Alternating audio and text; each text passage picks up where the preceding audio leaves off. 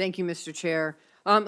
Let's talk facts, because what I hear coming from some of my colleagues are more of the politics than the true facts. So crude oil and natural gas prices are primarily determined by global markets and international events, which is why American families are hurting right now in Nevada and across the country under these high energy prices. I'm hearing this conversation about threats against capital in the industry, but here's a fact. Oil and gas companies certainly are not hurting. The 6 largest publicly traded oil and gas companies, including Shell, reported combined profits of $90 billion for 2021. And on top of that, the oil and gas industry already receives an estimated $3.1 billion in taxpayer subsidies each year. In recent days, major oil companies in the United States have said that they would rather use their earnings from higher prices to boost payouts to shareholders and expand their operations slowly rather than rush to drill new or develop existing wells. So, Ms. Hirsch, my question to you is, can you explain at a time like this why your company would be prioritizing payouts to shareholders rather than working to increase our oil supply? Yes, thank you, Senator. Thanks for the question.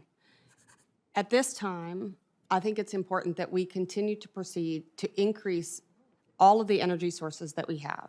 And that includes looking at what are the levers that we have to make sure that we can add additional electrons into the system. Because when we add electrons, we displace... Thank you. I only have so much time. But my question is this, directly. Why are you prioritizing your payouts to your shareholders instead of working to increase the oil supply? Let me ask you this. Would your company be willing to forego paying out dividends to pass along that relief to consumers who are seeing high prices in my state and across the country? Yeah, so the prices are something that we do not control. I think that you said that yourself. The way in which we prioritize... So you would not be willing to pass off your dividends to consumers who are hurting right now? We are committed to continue to invest and make sure that our production does not decline. All right, I've only got so much time, so let me move on here because I didn't get an answer to my question.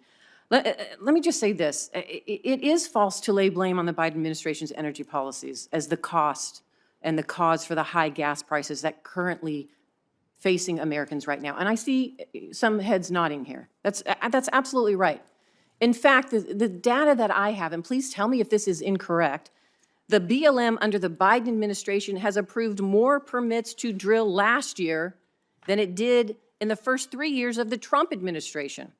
And oil production on federal public lands is higher now than at any point since at least 2003.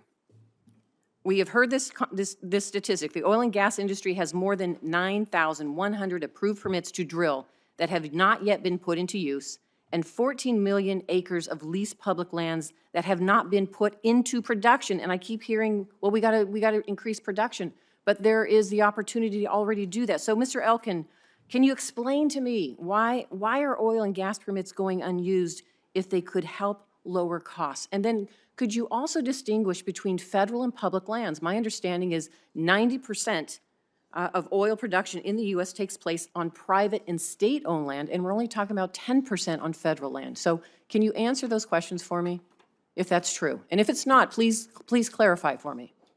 Senator, I do not have a different understanding of the current ratio of federal to non-federal lands. But I think it is really important that we take a look at 2 things here. One is the financial discipline, has come from Wall Street, from investors that are putting capital into these companies. John Hess, the chairman of Hess Petroleum, was quoted as saying earlier this week at CERAWeek, investors have been telling oil companies not to invest so much. Well, this is a crisis. We should be investing more as an industry.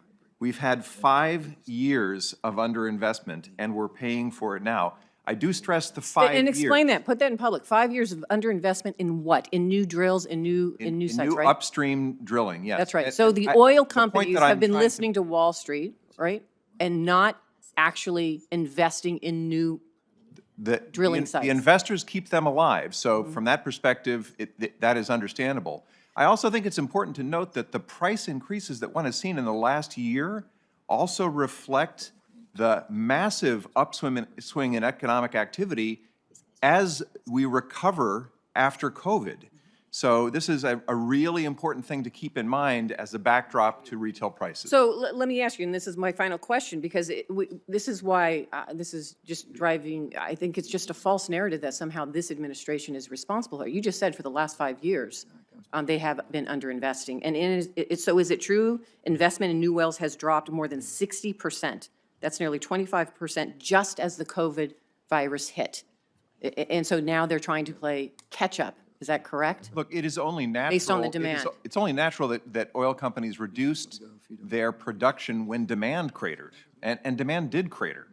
So I think as an economic matter, that only makes sense. It's pretty tough for American consumers now to be looking at the prices that we're seeing today. That's really hard stuff. But the fact that the production went down when it did in 2020 should not surprise us. Right, and that was prior to this current administration, correct? Yes, ma'am. Thank you.